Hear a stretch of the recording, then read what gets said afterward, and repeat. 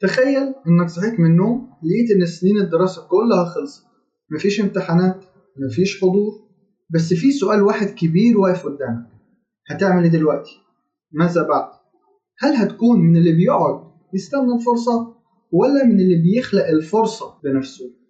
كتير من الخريجين في مصر بيخرجوا لسوق العمل لكل سنة بس بدون استعداد حقيقي، بيعتمدوا على الشهادات أو بيتوقعوا إن الشركات هتروح تدور عليهم وهم قاعدين في البيوت.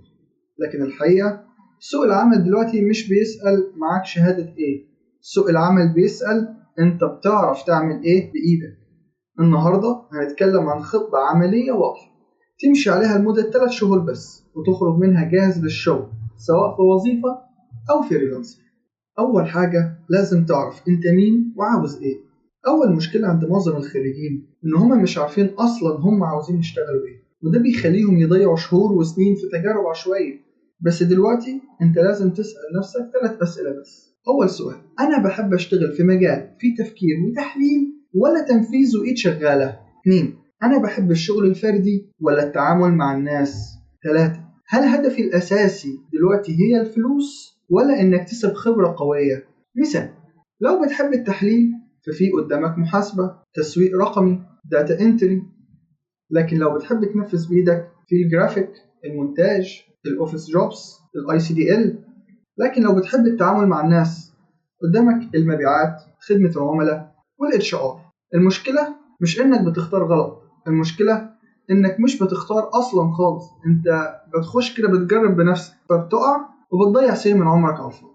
تاني حاجة: اوعى تشتت نفسك، اتعلم مهارة واحدة بس. الغلط الأكبر إنك تفتح اليوتيوب في المطلق وتتعلم كل حاجة في نفس الوقت. ركز على مهارة واحدة لمدة 90 يوم. وادي أمثلة لمهارات عليها فرص شغل في مصر دلوقتي. أول حاجة تصميم الجرافيك والفوتوشوب مع الكاميرا. 2: الفيديو إديتنج خصوصا للريلز وللتيك توك. 3: الديجيتال ماركتينج. 4: الإكسل والباور بي آي بالنسبة للمحاسبة. 5: طور مستوى الإنجليش عندك عشان تعرف تشتغل كاستمر سيرفيس. آخر حاجة السيلز، إذا كان ميداني أو على التليفون. اختار مجال واحد بس وما تشتتش نفسك. وأنا دلوقتي هقولك على خطة لمدة 90 يوم. في الأسبوع الأول والتاني اتفرج على كورسات مجانية إذا كان على اليوتيوب أو حتى كورسات مدفوعة. من الأسبوع الثالث للثامن حاول تنفذ مشاريع بنفسك. من الأسبوع التاسع لل12 اعمل بورتفوليو قوي وابدأ اتقدم. معلومة مهمة: الشركات مش بتدور على الناس اللي معاها كورسات، الشركات عاوزة تشوف شغلك فين.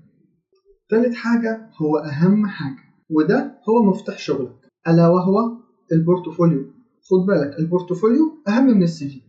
لو أنت جرافيك اعمل على الأقل 10 تصميمات لبراندات حقيقية، أو لو حتى من دماغك مش هتفرق. لكن لو فيديو اعمل 8 فيديوهات قصيرة لصفحات على السوشيال ميديا.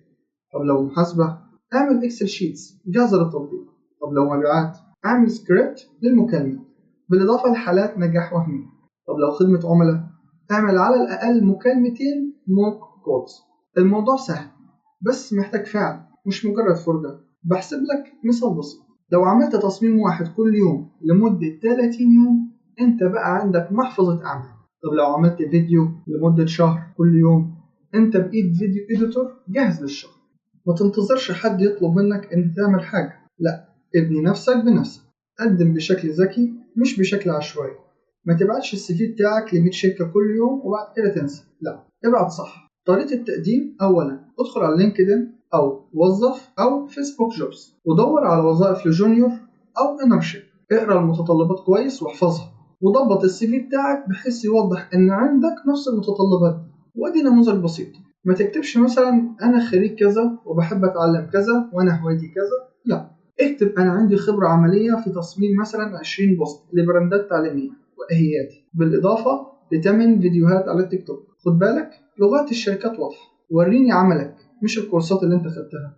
5 حاجة: شبكة العلاقات في منتهى الأهمية، لأن في مصر العلاقات بتساوي فرص أسرع. مش لازم واسطة بس محتاج تبقى موجود ومعروف. طب الحل إيه؟ انضم لجروبات على الفيسبوك أو التليجرام في مجالك. تفاعل على لينكد إن يوميا لمدة 10 دقايق. ابعت رسالة محترمة لأي حد شغال في المجال: مساء الخير، أنا بتعلم جديد في المجال وببني بورتفوليو، لو في أي نصيحة هتفرق معايا جدا. خد بالك عشان ما تقشمش قوي، 90% مش هيردوا، لكن 10% اللي هيردوا عليك هم دول اللي هيفتحوا لك باب الرزق. في اللحظة دي في واحد زيك بالظبط قاعد قدام الموبايل بيسمع نفس الكلام، وهينزل يقفل الفيديو ويقول إن شاء الله هبدأ بكرة، وبكرة ده عمره ما هيجي. لكن في واحد تاني هيقفل الفيديو ويبدأ حالا يفتح اليوتيوب، يشوف كورسات، يعمل مشروعات، يعمل بلان ويكمل. ويمكن ما يبانش أي فرق في أسبوع أو أسبوعين، لكن بعد 90 يوم هيبقى إنسان تاني خالص. وده اللي بيفرق ما بين اللي بيتفرج وبين اللي بيتغير. الموضوع مش محتاج عبقرية ولا فلوس ولا واسطة، الموضوع محتاج قرار إنك تقول من النهاردة أنا هشتغل على نفسي. لو أخدت القرار ده دلوقتي، أعرف إن مستقبلك بدأ في اللحظة دي.